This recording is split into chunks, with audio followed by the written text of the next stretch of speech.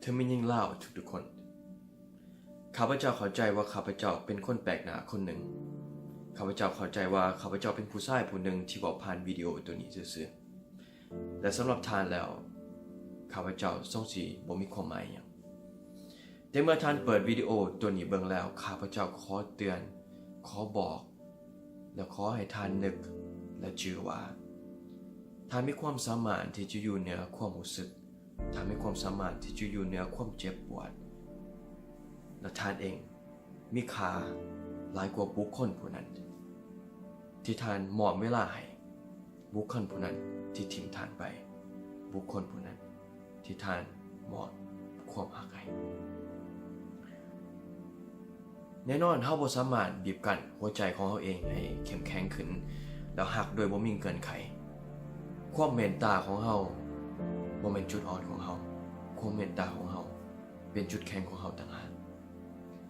แล้วมันฮอดเวลาแล้วที่เฮาจะหาและเสริมสร้างแห่งบันดาลใจแห่งผลักดันเพื่อให้ชีวิตของเฮาเองดีขึ้นมันบ่มีหยังพิเศษเลยสำหรับคนที่เคยทิ้งเฮาไปและพยายามจะกลับคืนมากับเฮาหลังจากที่เขาเบื่อหน่ายกับคนที่เขายอมเลิกกับเฮาเพื่อไปหามันบ่มีหยังพิเศษสำหรับข้อความที่เขียนว่าคอยคิดฮอดจากคนที่บ่สมควรเลยที่จะติดต่อกลับมาหาเฮามันบ่มีหยังพิเศษเลยสำหรับคนที่เคยปล่อยเฮาไปถือว่าสุดท้ายแล้วเขาจะเข้าใจและเขาเห็นคุณค่าของเจ้าหลังจากที่เขาทิ้งเฮาไป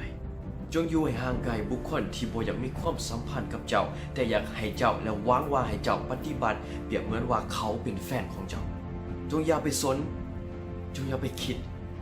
จงอย่าไปคิดหาคนผู้ที่เป็นบ่เป็นผู้ใหญ่พ่อที่จะสร้างความสัมพันธ์และบ่มีความคู่ควรนำเจ้าเลยเจ้าจะได้พบหลายคนที่มีหลายรูปแบบหลายนิสัยหลายสิ่งหลายอย่างที่เขามักเฮ็ดแล้วหลายคนที่ต้องการที่จะเฮ็ดหลายอย่างเพื่อให้เจ้ารู้สึกว่าเจ้าบ่เก่งเพื่อให้รู้สึกว่าเขาเก่งหรือว่ารู้สึกว่าเขาใหญ่กว่าเจ้า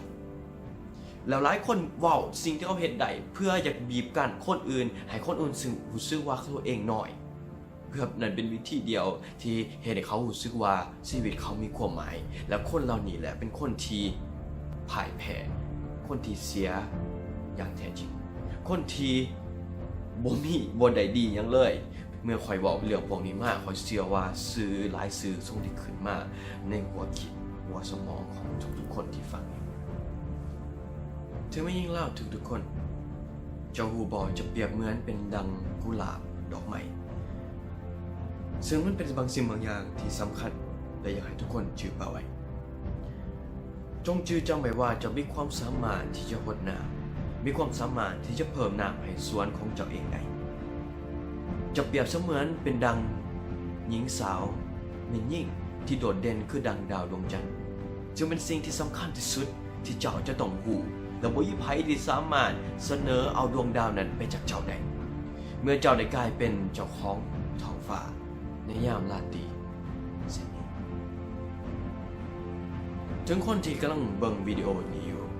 เธอไม่ยิ่งทุกคนที่กำลังเบิ่งวิดีโอจนฮอดตอนนี้บอกว่าท่านจะกำลังสู้กับสิ่งใดสิ่งหนึ่งในชีวิตก็ตามหรือกำลังต่อสู้กับน้ำตาแห่งความโศกเศร้าหรือแห่งความเจ็บปวดหรือเมื่อยหรือว่าอิ่มเมื่อยกับความสัมพันธ์ที่บ่เคยให้ท่านมีความสุขความสัมพันธ์ที่จะท่านอยากถิ่มไปแต่ก็บ่จักสิถิ่มจังใดเจ้ามีเป้าหมายในชีวิตเจ้ามีจุดหมายในชีวิตเจ้ามีความหมายเจ้ามีความหมายจะเปรียบเหมือนดอกกุหลาบถ้าเจ้าบ่สมควรที่มาทนทรมานกับสิ่งนี้ขอยหวังว่าเจ้าจะได้พบกับคน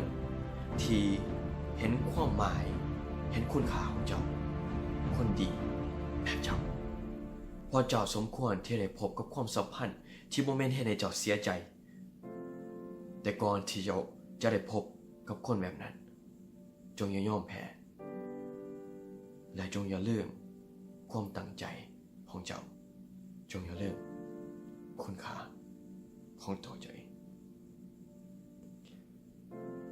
ขอให้โค้ชสักใส่แสงอรุณ Be happy, be kind, and be you. บายดี